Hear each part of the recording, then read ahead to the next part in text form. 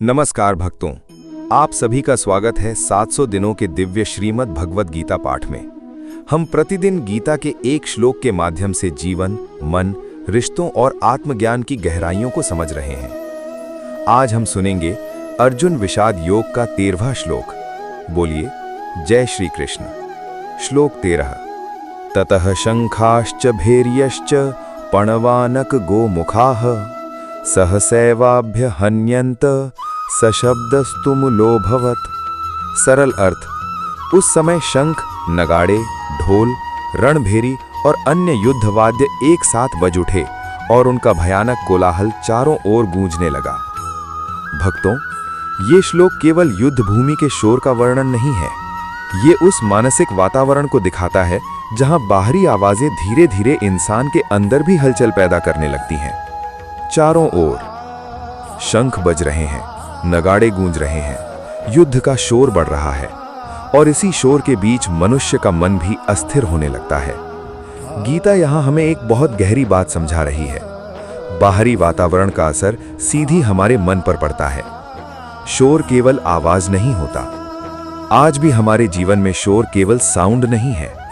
शोर हो सकता है लगातार कंपैरिजन, सोशल मीडिया प्रेशर, लोगों की expectations, negative news, competition, office politics या दूसरों की राय। धीरे धीरे ये सब मिलकर मन के अंदर भी डिस्टर्बेंस पैदा कर देते हैं। आज बहुत लोग सुबह उठते ही मोबाइल खोलते हैं, फिर शुरू होता है दूसरों की सक्सेस देखना, कंपैरिजन करना, खुद को कम समझना। धीरे धीरे बाहर की इंफॉर्मेशन का शोर अंदर एंजाइटी और इनसिक्योरिटी पैदा करने लगता है। मन शांत नहीं रह पाता। एक स्टूडेंट एग्जाम की तैयारी कर रहा है, लेकिन उसके आसपास लगातार बातें चल रही हैं। उसने पूरा सिलेबस खत्म कर लिया है, उसका मॉक टेस्ट स्कोर बहुत अच्छा है, कंपटीशन बहुत टफ है। धीरे धीरे बाहर का प्रेशर उसके अंदर पैनिक पैदा कर देता है। वो पढ़ाई से ज्यादा डर पर फोकस करने लगता है। कई घरों में लगातार लड़ाई, तनाव, क्रिटिसिज्म और नेगेटिविटी रहती है। ऐसे माहौल में रहने वाला व्यक्ति धीरे धीरे मेंटली एग्जॉस्ट हो जाता है, क्योंकि वातावरण का असर मन पर पड़ता ही है। गीता इस साइकोलॉजिकल ट्रूथ को हजारों साल पहले समझा चुकी थी। युद्ध भूमि का मनोविज्ञान। ये शोर केवल एक्साइटमेंट नहीं था, ये फियर, एग्रेशन, टेंशन और अनसर्टेनिटी का भी प्रतीक था। युद्ध शुरू होने से पहले ही वातावरण इतना भारी हो चुका था कि लोगों के इमोशंस तेजी से बदलने लगे थे। आज भी जब किसी जगह लगातार तनाव, डर या केओस हो, तो वहां लोगों का बिहेवियर बदलने लगता है। मन क्यों प्रभावित होता है? मन बहुत सेंसिटिव होता है।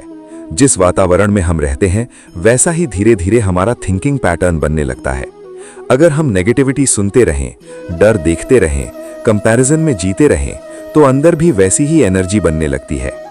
इसीलिए संगति इतनी महत्वपूर्ण है। गीता इनडायरेक्टली हमें यह भी सिखाती है, जिस वातावरण और संगति में हम रहते हैं, वही हमारे मन को शेप करती है। अगर आसपास सकारात्मक लोग हों, शांत विचार हों, स्पिरिचुअल एनर्जी हो, तो मन भी धीरे धीरे स्थिर होने लगता है। आज की दुनिया लगातार नॉइज से भरी हुई है। Notifications, reels, breaking news, arguments, competition. मन को एक पल भी शांति नहीं मिलती। और फिर लोग पूछते हैं, हम इतना एंग्शियस क्यों महसूस करते हैं? क्योंकि मन को लगातार युद्ध भूमि जैसा वातावरण मिल रहा है। इनर साइलेंस की जरूरत। गीता हमें केवल बाहरी युद्ध नहीं दिखा रही, वो हमें इनर साइलेंस की इंपॉर्टेंस भी समझा रही है। अगर इंसान रोज थोड़ा समय शांत बैठने, प्रार्थना करने, मेडिटेशन करने या खुद से जुड़ने में लगाए, तो वो बाहरी शोर से खुद को बचा सकता है। असली शांति कहाँ है? शांति बाहर के साइलेंस से नहीं आती। कई बार बाहर शोर होता है, फिर भी अंदर शांति हो सकती है। और कई बार बाहर सब शांत होता है, लेकिन अंदर युद्ध चल रहा होता है। इसलिए गीता हमें अंदर की स्थिरता सिखाना चाहती है। गीता का गहरा संदेश। ये श्लोक हमें याद दिलाता है, अगर हम हर बाहरी शोर से प्रभावित होते रहेंगे, तो मन कभी स्थिर नहीं रह पाएगा। हमें सीखना होगा क्या सुनना है, किससे दूर रहना है और अपने मन को कैसे सुरक्षित रखना है। आज की जीवन शिक्षा। जिस वातावरण में हम लगातार रहते हैं, वही धीरे धीरे हमारे मन की स्थिति बना देता है। इसलिए बाहरी शोर से ज्यादा अंदर की शांति को बचाना जरूरी है। भक्तों, कुरुक्षेत्र का युद्ध शुरू होने से पहले पूरा वातावरण शोर और तनाव से भर चुका था। और इसी भारी माहौल के बीच श्री कृष्ण अर्जुन को वो दिव्य ज्ञान देने वाले हैं जो मनुष्य को हर मानसिक युद्ध से बाहर निकालने की शक्ति देता है।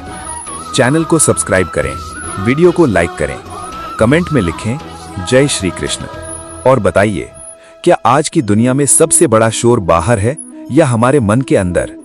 जय श्री कृष्ण। राधे राधे।